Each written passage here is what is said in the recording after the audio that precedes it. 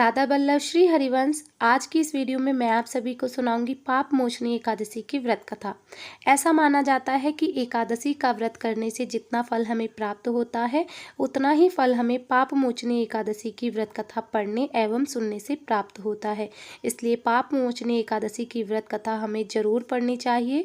तो व्रत कथा को शुरू करने से पहले हाथ में थोड़े से पुष्प या फिर तिल ले लेंगे, क्योंकि खाली हाथ कभी भी कथा नहीं पढ़ी जाती है। एक बार अर्जुन ने भगवान श्री कृष्ण से कहा, हे मधुसूदन, आपने फाल्गुन मास के शुक्ल पक्ष की एकादशी अर्थात आमलकी एकादशी के बारे में विस्तार पूर्वक बतलाया। चैत्र माह के कृष्ण पक्ष में आने वाली एकादशी का क्या नाम है तथा उसकी विधि क्या है? कृपया करके आप मेरी बढ़ती हुई जिज्ञासा को शांत करें।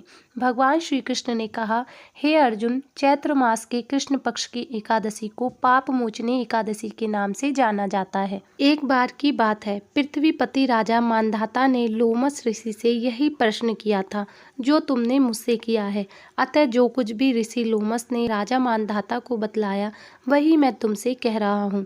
राजा मानधाता ने धर्म के गुरहतम रहस्यों के ज्ञाता महर्षि लोमस से पूछा, हे ऋषि श्रेष्ठ, मनुष्य के पापों का मोचन किस प्रकार संभव है?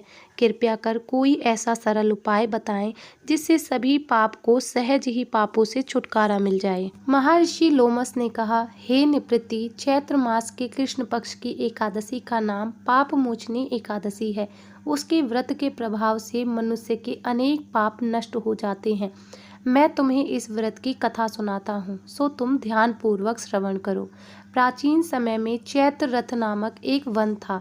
उसमें अप्सराएं किन्नरों के साथ विहार किया करती थी। वहाँ सदैव वसंत का मौसम रहता था, अर्थात उस जगह सदा नाना प्रकार के पुष्प खिले रहते थे।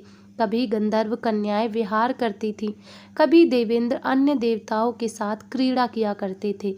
उसी वन में मेधावी नाम के एक ऋषि भी तपस्या में लीन रहते थे। वे शिव भक्त थे। एक दिन मंजुघोषा नामक एक अप्सरा ने उनको मोहित कर उनकी निकटता का लाभ उठाने की चेष्टा की। इसलिए वो कुछ दूरी पर बैठ वीणा बजाकर मधुर स्वर में गाने लगी। उसी समय शिव भक्त महर्षि मेधावी को कामदेव भी जीतने का प्रयास करने लगे। कामदेव ने उस सुंदर अप्सरा के भ्रू का धनुष बनाया, कटाक्ष को उसकी प्रत्यंशा बनाई और उसके नेत्रों को मंजुघोषा अप्सरा का सेनापति बनाया। इस तरह कामदेव अपने शत्रु भक्त को जीतने को तैयार हुआ। उस समय महर्षि मेधावी भी युवावस्था में थे और काफी हष्टपुष्ट थे। उन्होंने यज्ञोपवीत तथा दंड धारण कर रखा था। वे दूसरे कामदेव के समान प्रतीत हो रहे थे। उस मुनि को देखकर कामदेव के वश में हुई मंजुघोषा ने धीरे धीरे मधुर वाणी से वीणा पर गायन शुरू किया। तो महर्षि मेधावी भी मंजुघोषा के मधुर गाने पर तथा उसके सौंदर्य पर मोहित हो गए। वह अप्सरा मेधावी मुनि को कामदेव से पीड़ित जानकर उनसे आलिंगन करने लगी। महर्षि मेधावी उसके सौंदर्य पर मोहित होकर शिव रहस्य को भूल गए और काम के वशीभूत होकर उसके साथ रमण करने लगे। काम के वशीभूत होने के कारण मुनि को उस समय दिन रात का कुछ भी ज्ञान न रहा और काफी समय तक वे रमण करते रहे। तदुपरांत मंजुघोषा उस मुनि से बोली, हे ऋषिवर, अब मुझे बहुत समय हो गया है, अतः स्वर्ग जाने की आज्ञा दीजिए। अप्सरा की बात सुनकर ऋषि ने कहा, हे मोहिनी, संध्या को तो आई हो, प्रातः काल होने पर चली जाना। ऋषि के ऐसे वचनों को सुनकर अप्सरा उनके साथ रमण करने लगी। इसी प्रकार दोनों ने साथ साथ बहुत समय बिताया। मंजुघोषा ने एक दिन ऋषि से कहा, हे विप्र, अब आप मुझे स्वर्ग जाने की आज्ञा दीजिए। मुनि ने इस बार भी वही कहा, हे रूपासी, अभी ज्यादा समय व्यतीत नहीं हुआ है, कुछ समय और ठहरो। मुनि की बात सुनकर अप्सरा ने कहा, हे ऋषिवर, आपकी रात तो बहुत लंबी है। आप स्वयं ही सोचिए कि मुझे आपके पास आए कितना समय हो गया है। अब और समय ठहरना क्या उचित है? अप्सरा की बात सुन मुनि को समय का बोध हुआ और वह गंभीरता पूर्वक विचार करने लगे। जब उन्हें समय का ज्ञान हुआ कि उन्हें रमण करते हुए 57 वर्ष व्यतीत हो चुके हैं, तो उस अप्सरा को वह काल का रूप समझने लगे। इतना ज्यादा समय भोग विलास में व्यर्थ चला जाने पर उन्हें बड़ा क्रोध आया। अब वह भयंकर क्रोध में जलते हुए उस तप नाश करने वाली अप्सरा की तरफ भिट्रुकु तान कर देखने लगे।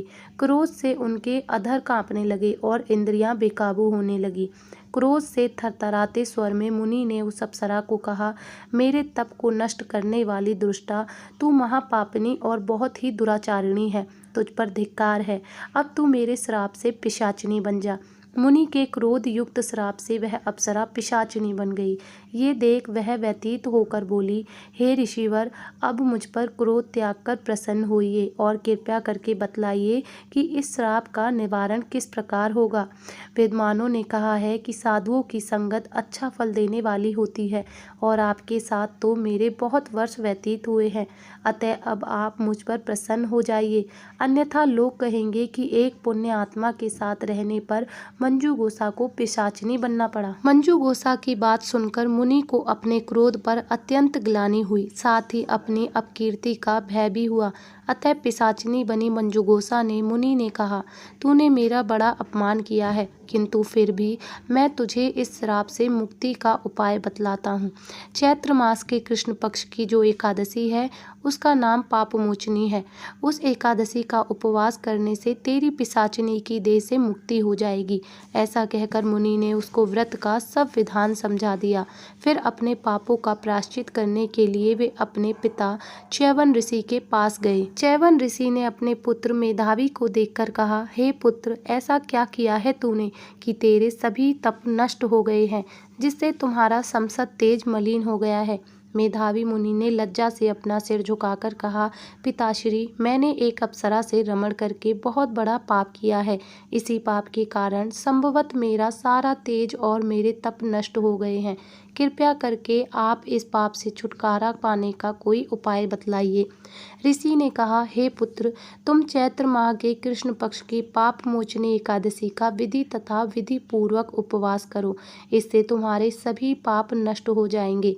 अपने पिता च्यवन ऋषि के वचनों को सुनकर मेधावी मुनि ने पाप मोचनी एकादशी का विधि पूर्वक व्रत किया। उसके प्रभाव से उनके सभी पाप नष्ट हो गए। मंजू गोसा अप्सरा भी पाप मोचनी एकादशी का उपवास करने से पिशाचिनी की देह से छूट गई और पुनः अपना सुंदर रूप धारण कर स्वर्ग लोक चली गई। फ्रेंड्स, इस तरह से हमारी पाप मोचनी एकादशी की व्रत कथा पूर्ण हो जाती है। व्रत कथा पूर्ण होने के बाद आपने हाथ में जो भी पुष्प लिए हैं उन्हें आप भगवान विष्णु के चरणों में समर्पित कर दें। फ्रेंड्स, पाप मोचनी एकादशी की सरल पूजा हमें कैसे करनी है इसका वीडियो भी चैनल पर आ चुका है, तो आप चाहें तो देख सकते हैं। आशा करती हूँ कि आज की वीडियो आपको अच्छी लगी होगी। वीडियो अगर थोड़ा सा भी हेल्पफुल रहा हो तो वीडियो को लाइक कीजिएगा, शेयर कीजिएगा, चैनल को सब्सक्राइब करना मत भूलिएगा। तो जल्दी ही मिलूंगी अगली वीडियो में, तब तक के लिए आप सभी को राधे राधे, हरे कृष्णा।